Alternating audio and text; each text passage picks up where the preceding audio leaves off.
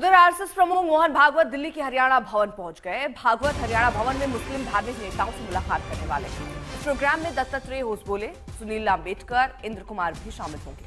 All India इमाम प्रमुख उमर अहमद इल्यासी समेत कई बड़े मुस्लिम धार्मिक नेताओं से संवाद होगा। अचानक मुस्लिम नेताओं से हो रही भागवत की मुलाकात सियासी गलियारे में चर्चा का विषय बनी। आशुतोष, मकसद क्या है इस बैठक का?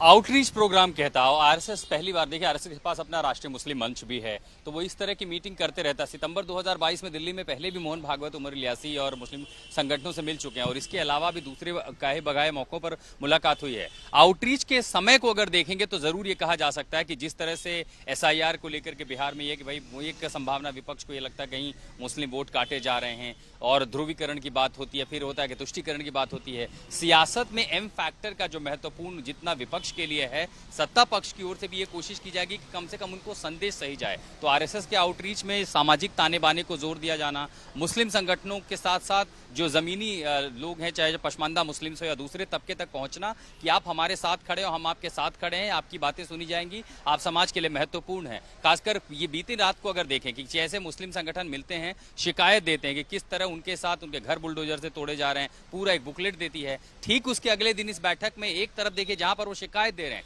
दूसरी तरफ उन्हें विश्वास और आश्वासन भी देने की कोशिश की जा रही है कि सरकार आपके साथ है, आपकी जिस तरह से आरोप बार बार आरएसएस पर लगता है कि वो केवल हिंदूवादी संगठन है और हिंदुओं को ही आगे बढ़ा रहे हैं, मुसलमानों की चिंता नहीं है।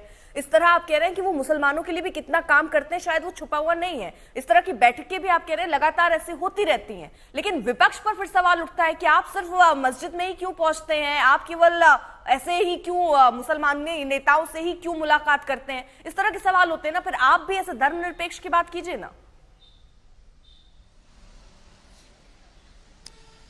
धर्म जब कहते हैं ना कि जब देश की राजनीति धर्म आधारित हो जाएगी तो आपको ये सारे रंग, ये सारे पहलू देखने को मिलेंगे। जब ये सवाल पूछा गया था सपा नेताओं से, उन्होंने कहा कि वो मस्जिद नहीं थी, वो तो वहीं पर रहते हैं, उनसे मिलने के लिए चले गए। फिर दूसरी दलील ये आती है कि देखिए आप भी तो जाकर के मंदिरों में बैठक करते हैं या धार्मिक जगहों पर जाकर के आप राजनीतिक बैठकें करते रहते हैं, इसका कोई अंत नहीं है। और जैसे जैसे आप सवाल इसलिए था ना क्योंकि अगर आप मंदिर में बैठकर चाय पीने तो नहीं जाते, आराधना करने, पूजा करने जाते हैं, ऐसे मस्जिद में भी इबादत करने के लिए ही जाना चाहिए। खैर, बहुत बहुत शुक्रिया आशुतोष तमाम जानकारी के लिए।